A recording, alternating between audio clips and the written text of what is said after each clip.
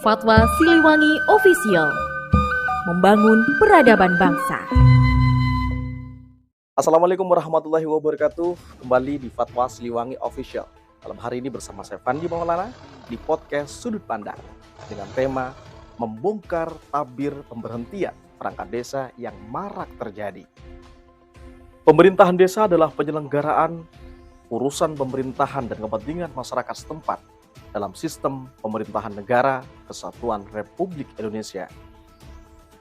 Pemerintah desa adalah kepala desa atau yang disebut dengan nama lain dibantu perangkat desa sebagai unsur penyelenggara pemerintahan desa.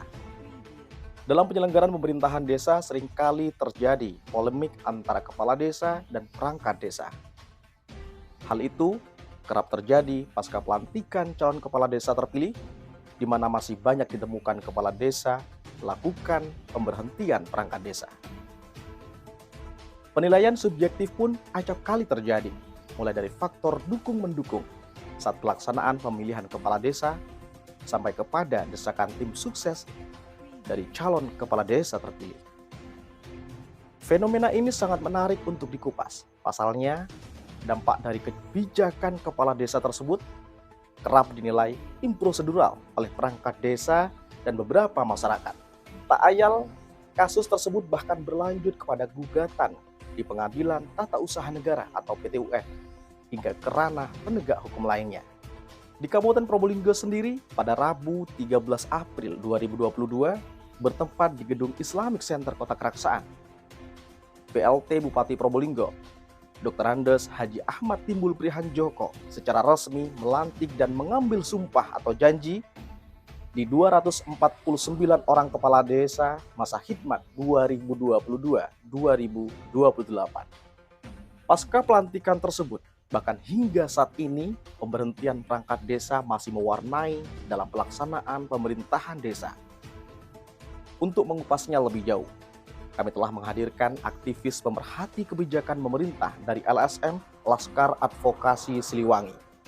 Beliau sudah hadir, yaitu Bapak Saiful Bahri.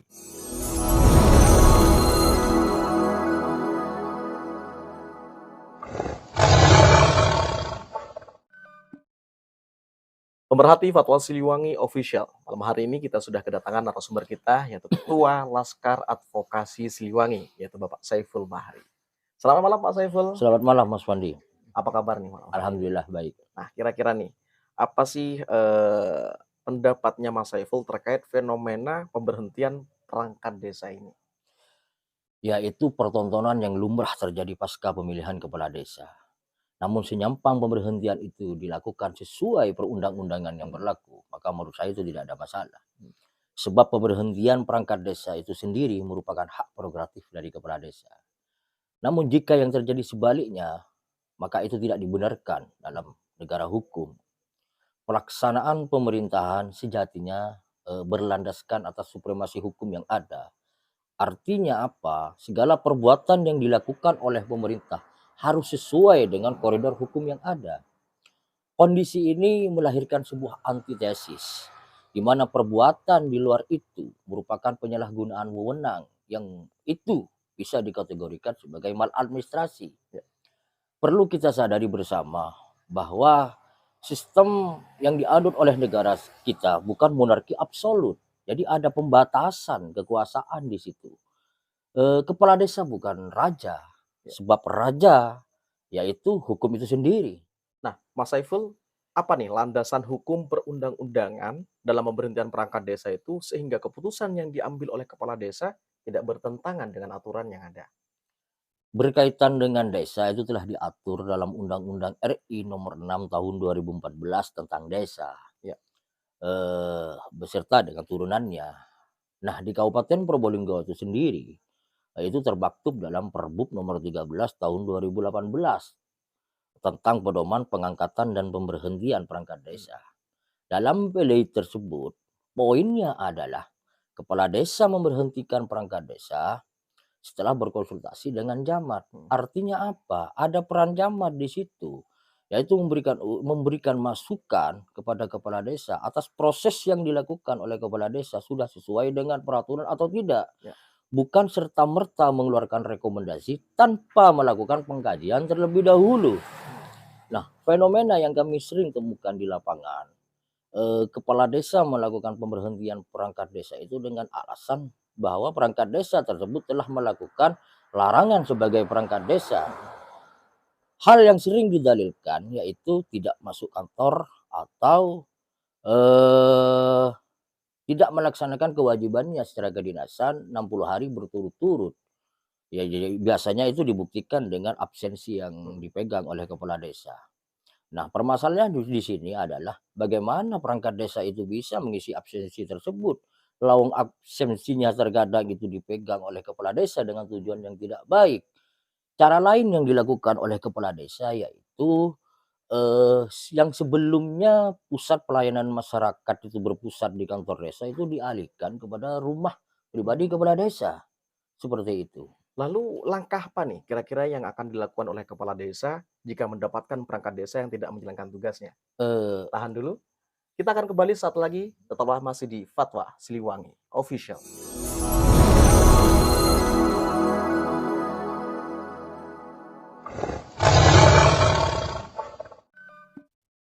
Lalu Mas Saiful, langkah apa nih yang tepat dilakukan oleh kepala desa jika mendapatkan perangkat desa yang tidak menjalankan tugas dan kewajibannya? Kepala desa berkewajiban melakukan pembinaan terhadap perangkat desa tersebut. Sementara perangkat desa yang diduga melanggar, larangan perangkat desa itu diberikan sanksi administratif berupa teguran lisan dan teguran tertulis. Teguran tertulis diberikan, 7 paling lama 7 hari setelah diketahui atau ditemukannya bukti pelanggaran tersebut. Sementara teguran kedua atau SP2 diberikan paling lama itu 30 hari, setelah diberikannya teguran, ke-1. Nah, dalam hal pemeriksaan pelanggaran yang diduga dilakukan oleh perangkat desa tersebut, kepala desa dapat meminta bantuan APIP melalui bupati. Ya. Nah, di mana pemeriksaan itu nanti dituangkan dalam suatu berita acara pemeriksaan, seperti itu. Nah, nah, Mas Saiful, dari pihak Mas Saiful sendiri sebagai Ketua Laskar Advokasi Siliwangi, apakah pernah mendapatkan pengaduan dari perangkat desa yang ada? Ya, seringkali kami mendapatkan pengaduan dari perangkat desa berkaitan dengan permasalahan pemberhentian, gitu. Namun ketika kita mendapatkan pengaduan, kita tidak langsung serta-merta melakukan tindakan. Terlebih dahulu kita melakukan pengkajian dari materi yang ada, bila nanti dari hasil pengkajian ditemukan atau sesuai dari apa yang diadukan oleh perangkat desa tersebut, baru kita bertindak di situ. Ada yang menarik ini Mas Fandi, Ya. di tahun 2023 bulan kemarin kita mendapatkan pengaduan dari 12 perangkat desa di salah satu desa di wilayah Kecamatan Kota Anyar, Kabupaten Probolinggo. Di mana dari ke-12 perangkat desa itu mendapatkan SP1 dari kepala desanya. Di samping itu, penghasilan tetap atau siltap yang merupakan hak dari perangkat desa itu tidak diberikan oleh kepala desa. Bahkan disinyalir ke-12 perangkat desa tersebut sudah ada penggantinya. Nah, kami mencoba memfasilitasi kedua belah pihak, namun tidak menemukan titik temu pada waktu itu. Alhasil kita membawa kasus tersebut kepada forum audiensi di kantor DPRD yang saat itu dihadiri oleh bagian hukum Setda Kabupaten Probolinggo dan Dinas Pemberdayaan Masyarakat dan Desa. Endingnya dari forum yang digelar waktu itu, kepala desa menyadari atas kekeliruan yang dilakukannya, gitu. Sehingga terjadi rekonsiliasi waktu itu. Terjadi rekonsiliasi dan siltap yang sebelumnya tidak diberikan oleh kepala desa, kemudian diberikan oleh Kades, seperti itu. Wah, ini ceritanya sangat menarik sekali Mas Saiful ya. Jadi sekilas cerita yang disampaikan Mas Saiful itu sepertinya sangat beresiko sekali nih Mas. Kira-kira artinya bisa saja ada dari pihak yang tidak suka. Apakah Anda dan rekan Laskar Advokasi itu yang lainnya tidak takut dengan resiko yang ada?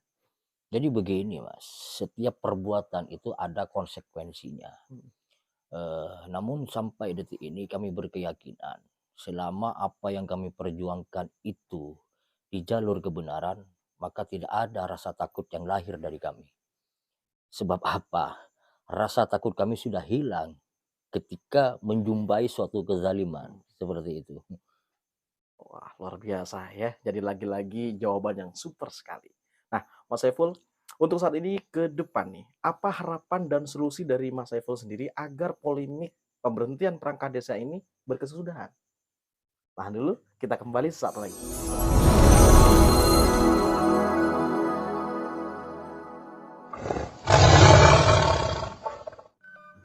Pemerhati Fatwa Siliwangi Official, untuk malam hari ini, jangan lupa untuk pemerhati yang di rumah, untuk subscribe channel ini dan share ke teman Anda. Nah, terakhir Mas Saiful, Ya. kira-kira apa nih harapan atau solusi dari Anda agar polemik pemberhentian perangkat desa ini berkesudahan?